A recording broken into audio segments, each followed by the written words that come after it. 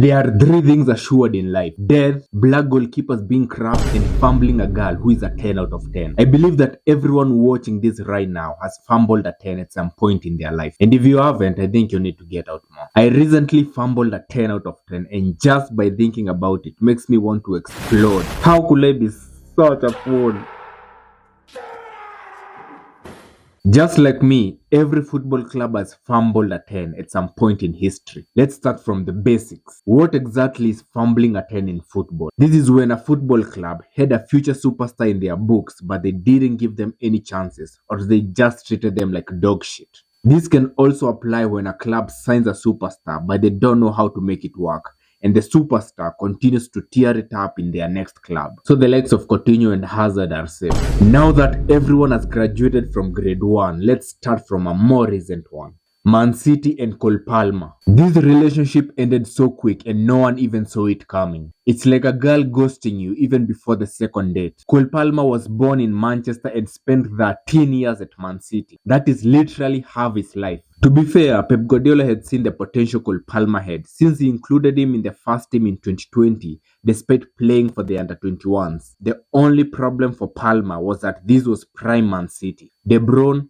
Bernardo, Gundogan, Mahrez and Foden were all at their best. Trying to get a starting place in this team is like trying to talk some sense to a Man United fan. It's impossible. Palmer was mainly used as a sub and mainly featured in cup games and UCL matches when City were playing a bunch of farmers. The 23-24 season came and Palmer was on fire. He was moving like this guy in that Raid movie. He scored a goal in the Community Shield and another one in the Super Cup. It was looking like Palmer would finally force himself in the starting 11. But unfortunately, this whole time, City were trying to sell him to Brighton. This is so sad, man. That's fucked up what they be doing here. How do I help you win the Super Cup and you proceed to sell me to Brighton? Luckily, Chelsea came in and swapped Palmer and he proceeded to have the best season of his career. This guy was out here wrestling Erling Haaland for the Golden Boot. I'm sure that a part of Pep Guardiola still regrets selling Palmer, considering the terrible form that his midfielders have shown in the last 2 seasons. It's crazy that City lost a great player to Chelsea while Chelsea are the kings of fumbling superstars. It's like losing your virginity to a prostitute.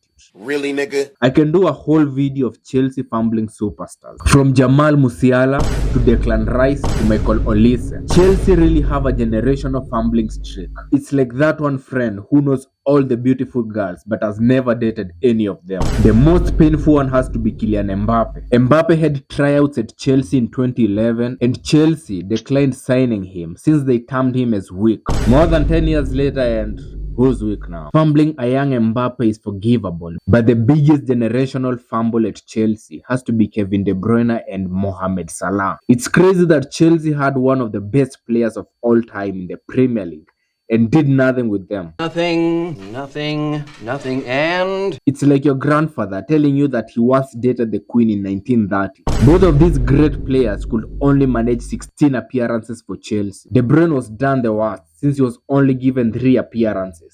What?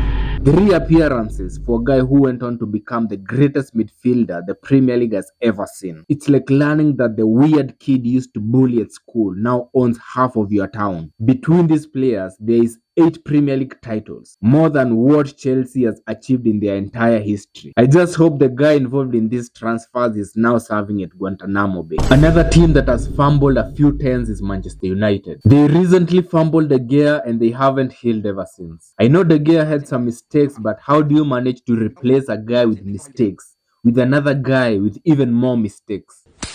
That's basically jumping from the frying pan into the fire. That is basically ditching Rihanna to date Lizzo. However, the biggest Man United fumble has to be Angel Di Maria. When Di Maria moved from Madrid to Manchester, I was surprised since he was an important player for Real Madrid. Everyone at Man United was buzzing because it's not often that you get to sign a player in their prime. Di Maria started his life at Manchester at a very high note. He won the Player of the Month in September and his goal in October won the Goal of the Month. After After October, it was downhill from there. He got an injury, and after that, Louis van Gaal never trusted him again. At the end of the season, he was surely tired of warming the bench in a city full of rain. So he cut his losses and moved to Paris, where he went on to be one of the best players in the game. I still don't understand how a player who went on to win the World Cup could not cut it in an average Man United team. He also played one season with Juventus, and I swear he was more useful in this season than he was at Man United. We blame Man United for that. Another great player who was fumbled by both Man United and Chelsea was Radamel Falcao. This guy is the definition of a bagsman. No matter where this guy played,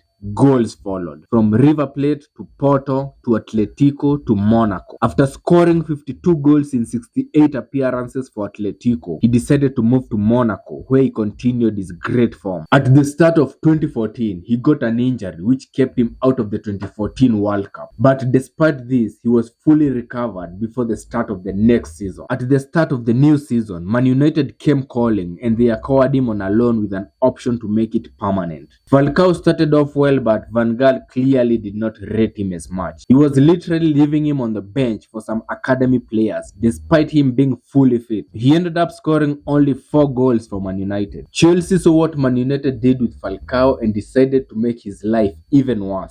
They signed him in 2015 on loan with an option to buy, but somehow he was never fit to play. Also, it didn't help that Chelsea were having a generational meltdown after winning the league just a season ago. After that season, Falcao returned to Monaco and proceeded to win the league in 2017 while being their top scorer. I don't care that he had some injuries, but a striker of Falcao's caliber should not be getting such treatment. It's like dismissing Erling Haaland because of some few injuries. The last player I want to discuss is Ousmane Dembele. As a Barca fan, I'm not even sure if we fumbled this or not. I want everyone to tell me if Barca really fumbled Dembele, because I really get the feeling that we fumbled it. We signed Dembele when he was the hottest prospect, and for 6 straight seasons, this guy was living in our treatment room. I'm convinced that every doctor we had then was an intern, because how does this guy move to Paris and all of a sudden he becomes injury free?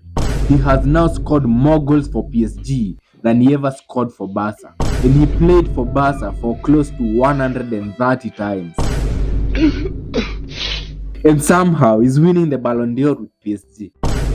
I think I'll leave it at that because it's starting to hurt. Tell me which other players have been fumbled by a club before, and don't forget to like the video and subscribe. See you in the next one. How are you a caring and loving parent and you decide to name your child Dean Winders, Dean Winders? Whichever way, bro, it doesn't make it any better. If this guy was not a footballer, he would have some of the worst high school experiences. There's no way you are walking around with that kind of name in any high school in the world. To be fair to Dean, he had a decent career playing in the Premier League, as opposed to this guy called Fabian Asma. A moment of silence for whoever gave you this name, bro. I hope they never sleep in peace. The fact that his name is Asman and he was still us at playing is just sad.